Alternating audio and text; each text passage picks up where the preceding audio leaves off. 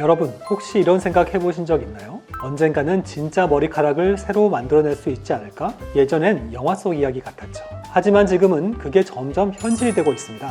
오늘은 모발 이식이 지금까지 얼마나 발전해 왔는지, 그리고 앞으로 우리가 어떤 시대를 맞이하게 될지 자세히 이야기해 보려 합니다.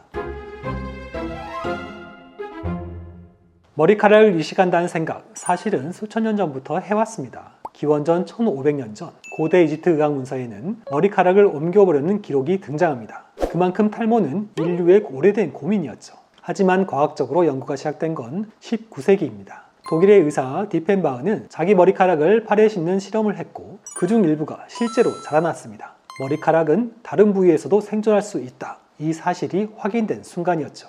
이후 1930년대 일본의 오쿠다 박사, 그리고 1950년대 미국의 오렌트 라이 박사까지 이들이 지금의 현대 모발 이식의 기초를 만든 사람들입니다. 특히 오렌트 라이 박사는 공여부우성이라는 개념을 처음으로 증명했어요.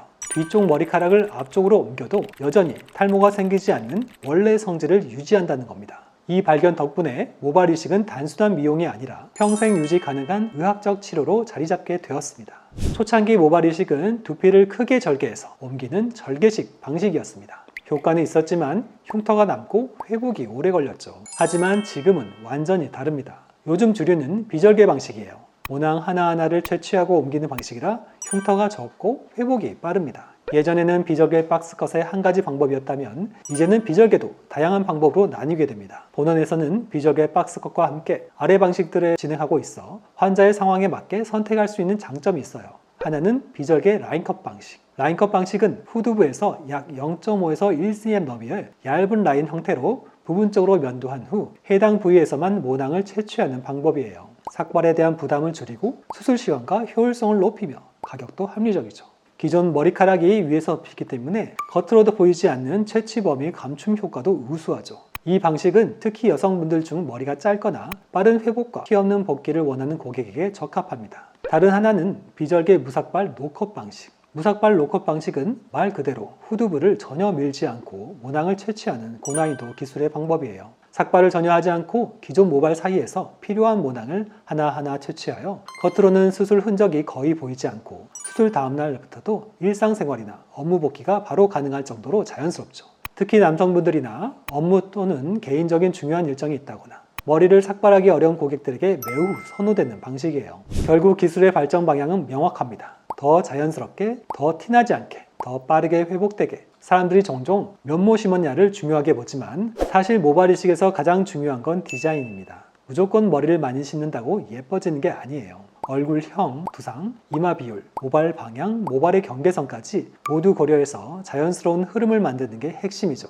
예를 들어 남성은 1:1:1 비율의 균형, 여성은 1:1:0.8 비율이 가장 조화롭게 보입니다. 그래서 저는 항상 환자분의 얼굴선을 먼저 보고 그 흐름에 맞춰 라인을 설계합니다. 결국 모발 이식은 머리카락을 심는 수술이 아니라 얼굴 인상을 디자인하는 예술입니다. 지금 기술만 해도 놀랍지만 앞으로는 완전히 새로운 시대가 올 것이라 예상됩니다. 최근에는 로봇 모발 이식 시스템이 시작되었어요. 하지만 많은 분들이 오해하시는 게 있습니다. 로봇이 혼자서 모든 걸 하는 건 아니에요. 현재의 로봇 시스템은 의사의 보조하는 정밀 장비에 가깝습니다. 의사가 먼저 환자의 두상, 모발 방향, 밀도 등을 설계하고 로봇은 그 설계에 맞춰 모낭을 일정한 각도와 깊이로 정밀하게 채취합니다. 로봇의 장점은 사람보다 훨씬 일정한 정확도를 유지한다는 거예요.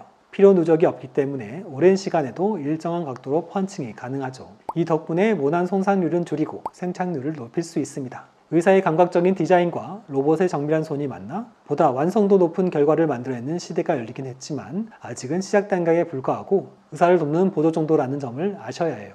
그리고 이제는 줄기세포와 재생의학이 모발 이식의 다음 챕터를 열고 있습니다. 손상된 모낭을 되살리거나 실험실에서 모낭세포를 배양해 이식하는 연구가 전 세계적으로 활발하게 진행 중이에요. 즉 머리카락을 옮기는 시대는 곧 끝나고 다시 만들어 자라게 하는 시대가 시작되고 있습니다. 모발 이식의 역사를 보면 모든 발전의 시작에는 불편함이 있었습니다. 그 불편함을 해소하려는 노력이 지금의 자연스럽고 안전한 기술을 만들었죠. 탈모는 이제 피할 수 없는 운명이 아닙니다. 기술은 매일 진화하고 있고 그 속도는 여러분이 생각하는 것보다 훨씬 빠릅니다. 결국 머리카락을 심는다는 건 잃어버린 자신감을 다시 채우는 일이라 생각합니다. 단순히 모발을 채워 넣는 게 아니라 그 사람의 삶과 표정을 바꾸는 일이라고 믿어요. 앞으로도 여러분의 자신감을 디자인하는 닥터 이영민이 되겠습니다. 감사합니다.